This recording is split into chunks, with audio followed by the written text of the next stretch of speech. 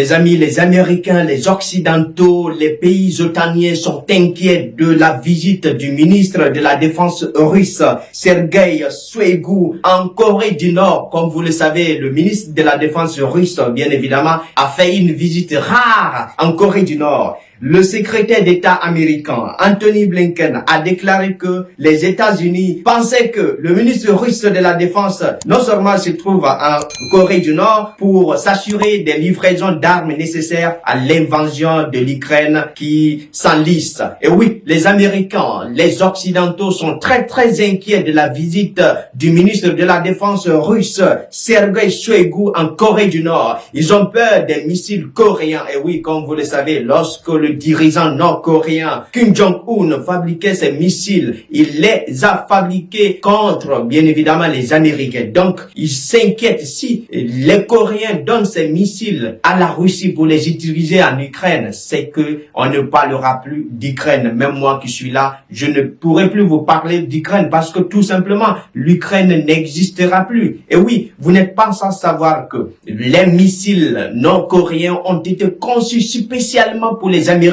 On ne sait pas ce que le dirigeant nord-coréen a mis dedans. On ne sait pas s'il a mis du piment dedans ou quoi.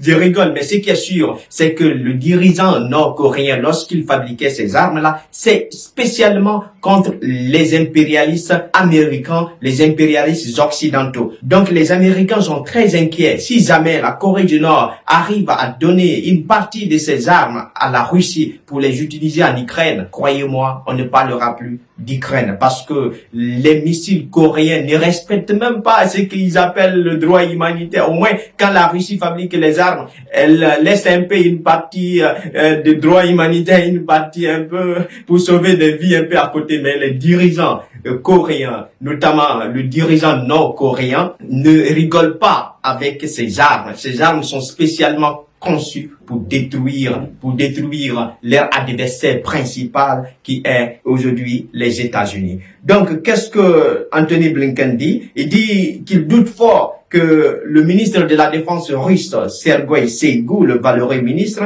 serait en Corée du Nord essentiellement pour s'approvisionner des armes. Ils accusent un peu par-ci, par-là, l'Iran, la Corée du Nord, la Chine d'aider la Russie, bien évidemment, en donnant des armes, des équipements militaires à la Russie. Mais je me pose une question. Quand les Occidentaux, eux, donnent des armes à l'Ukraine, ils s'inquiètent pas. Ils disent pas que non, ça aggrave la guerre. Ils donnent des milliards de dollars. Au lieu de passer par des accords de paix, de passer par des négociations, ils envenissent, bien évidemment, ils aggravent la guerre, bien évidemment, au lieu de passer par des accords. Mais eux, ça ne les inquiète pas. Pour eux, ils trouvent ça, c'est logique de donner des armes à l'Ukraine. Ils trouvent que c'est logique de sacrifier des vies humaines au lieu de passer par la paix. C'est très grave. Maintenant, ils accusent la Corée du Nord, la Chine, l'Iran d'aider la Russie. Mais je ne comprends pas la pensée occidentale. Comment vous pouvez aider, bien évidemment, les Ukrainiens en leur fournissant des armes, sachant bien que les Ukrainiens, peu importe la quantité d'armes que vous allez leur donner, ne suffira pas pour battre la Russie. Et donc, le meilleur moyen, c'est la négociation. Ils savent cela. Mais ils continuent de sacrifier les Ukrainiens. Jusqu'aux derniers Ukrainiens, les Américains, les Occidentaux, les pays otaniens sont prêts à le sacrifier juste pour combattre la Russie. Et pourtant, ils ont peur d'aller eux-mêmes directement combattre la Russie parce qu'ils ne peuvent pas gagner cette guerre. Donc, le seul moyen pour, peut-être selon eux, affaiblir la Russie, c'est de passer par l'Ukraine. Et donc,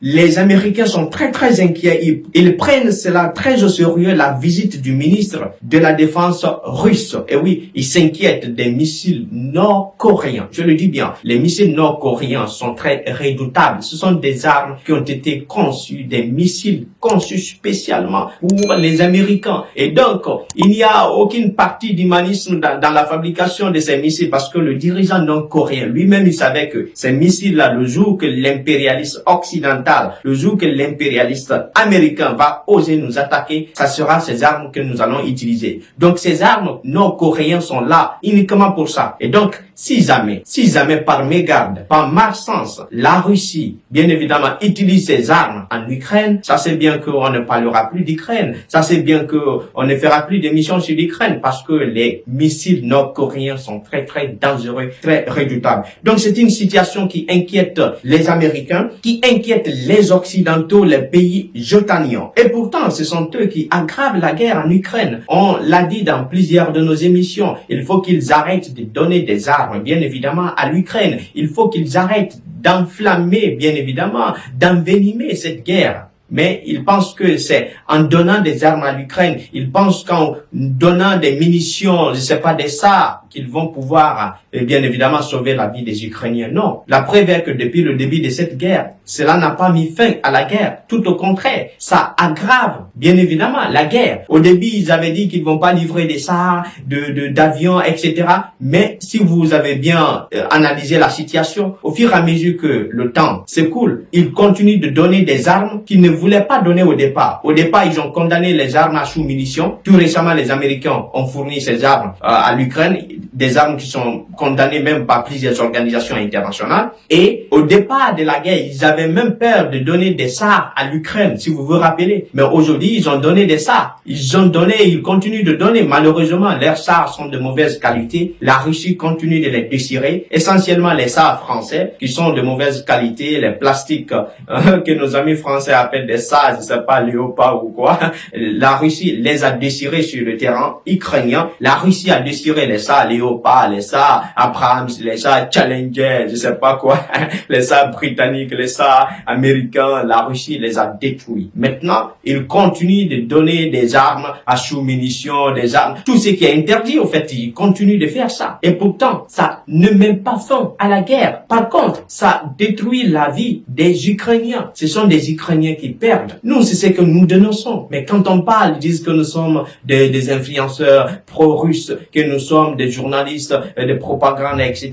Et non, nous voulons que la paix règne. Nous voulons que les Occidentaux arrêtent de donner des armes à l'Ukraine, parce que c'est ça qui aggrave la guerre, parce que l'Ukraine ne pourra pas gagner la guerre. Il faudrait qu'ils retiennent ça. Ça, c'est que l'Ukraine ne pourra pas gagner une guerre contre la Russie. Si l'Ukraine arrive à gagner une guerre contre la Russie, ça c'est qu'il n'aura pas de guerre. C'est la fin de l'humanité, parce que la Russie ne peut pas accepter, en tant que pays nucléaire qui dispose de plus de 6000 têtes nucléaires, accepter être battu par l'Ukraine. Donc, c'est impossible. Je me demande parfois comment les dirigeants européens peuvent réfléchir, peuvent croire que l'Ukraine peut gagner la guerre contre la Russie. C'est impossible. Un pays, la première puissance nucléaire au monde, plus de 6000 têtes nucléaires. Comment ce pays-là peut être battu par l'Ukraine tout en disposant l'arme nucléaire? Dites-moi dans les commentaires. Vous pensez que la Russie va laisser ses armes nucléaires comme ça, l'Ukraine va la battre? Non. Soit la Russie gagne, ou c'est la fin. C'est ce qu'on ne souhaite pas. Soit la Russie gagne ou c'est la fin de l'humanité, parce que la Russie, lorsqu'elle sera coincée, lorsque la Russie voit que réellement les Occidentaux ont exagéré dans l'aide militaire, la Russie va faire sortir les armes redoutables, les missiles, la Russie va faire sortir les armes nucléaires, les armes stratégiques. C'est ce qu'on ne veut pas. Nous voulons la paix. Mais malheureusement, les Occidentaux, les dirigeants occidentaux ne comprennent pas cela. Ils pensent qu'aujourd'hui, ce sont elles les maîtres ou le maître du monde. Mais ce temps est révolu. Nous sommes en train d'aller vers un monde multipolaire. Aujourd'hui, il y a plusieurs puissances. Il y a la Chine, il y a la Russie, il y a l'Inde, il y a de nouvelles puissances émergentes. Donc, l'hégémonie américaine, l'hégémonie occidentale est bien évidemment révolue. C'est fini et les Occidentaux doivent s'asseoir, réfléchir à cela. Vous n'êtes pas le maître du monde. Vous n'êtes pas le dirigeant suprême du monde. Ce n'est pas vous qui devrez donner des ordres au monde, au reste du monde. Comprenez ça. Dès lors que vous allez comprendre ça, vous allez vous asseoir, vous mettre en cause et cette guerre prendra fin, bien évidemment. Merci à vous tous qui nous suivez, qui partagez nos publications. Abonnez-vous massivement sur ma page professionnelle Président Akazé et surtout n'oubliez pas de laisser vos avis dans la barre des commentaires et de partager massivement la vidéo. Ciao.